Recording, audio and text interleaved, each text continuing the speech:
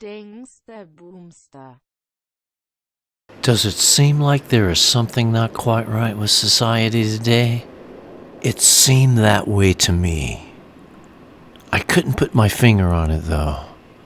Not at first. It wasn't until I looked around and noticed that people didn't seem all that interested in other people. I noticed that they were in some kind of robot mode. I knew I needed to find a way to put the spring back in their step.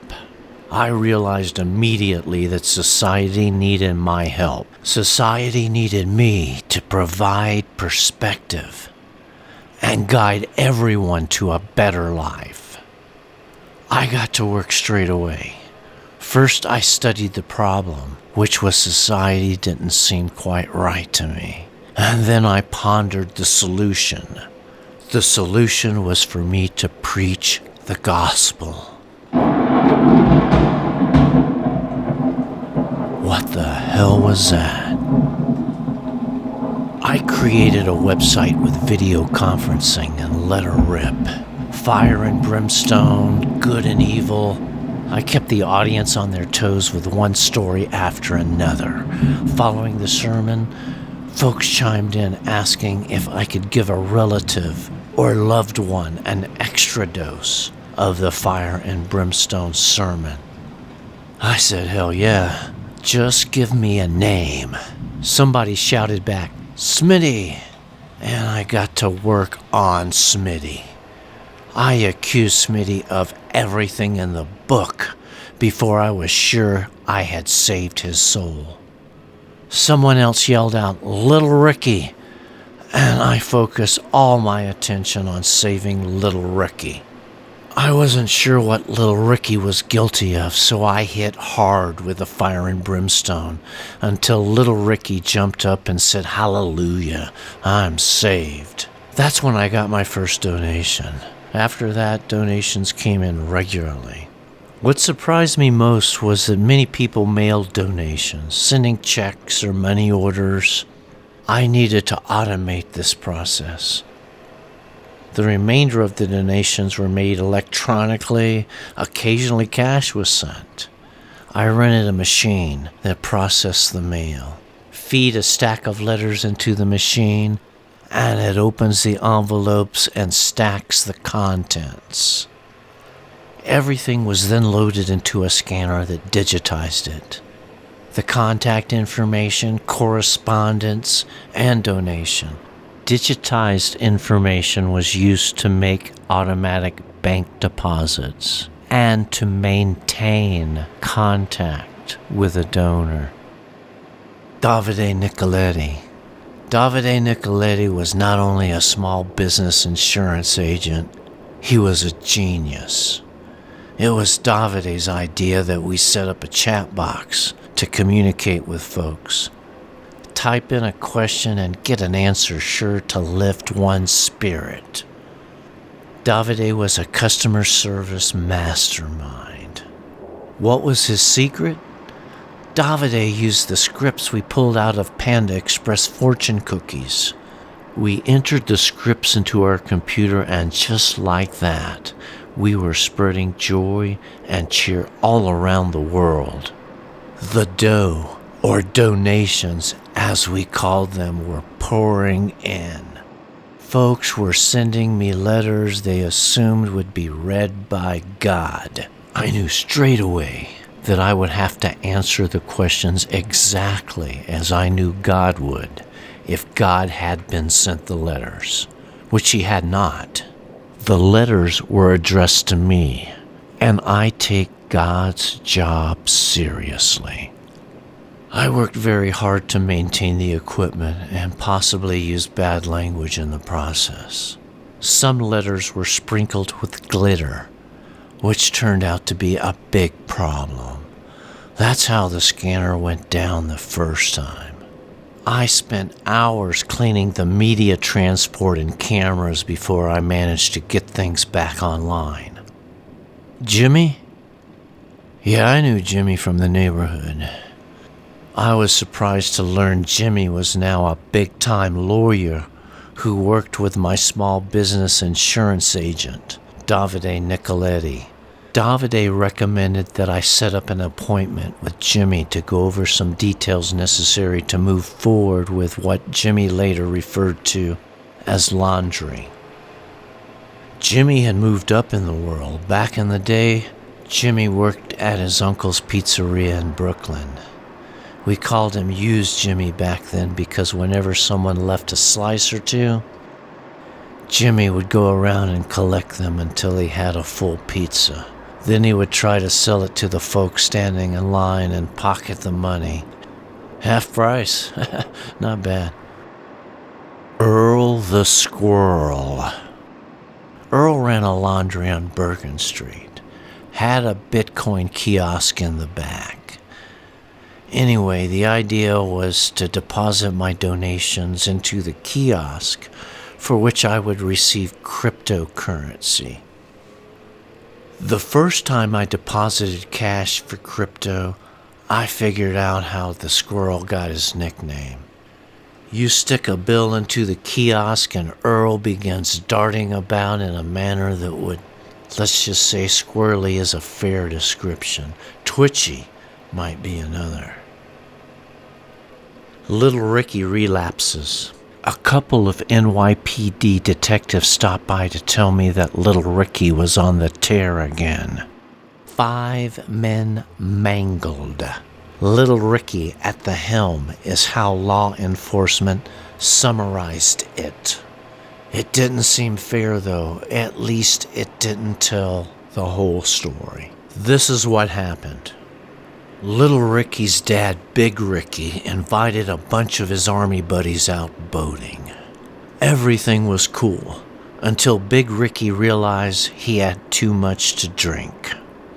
A couple miles from the dock, Big Ricky turned the helm over to Little Ricky.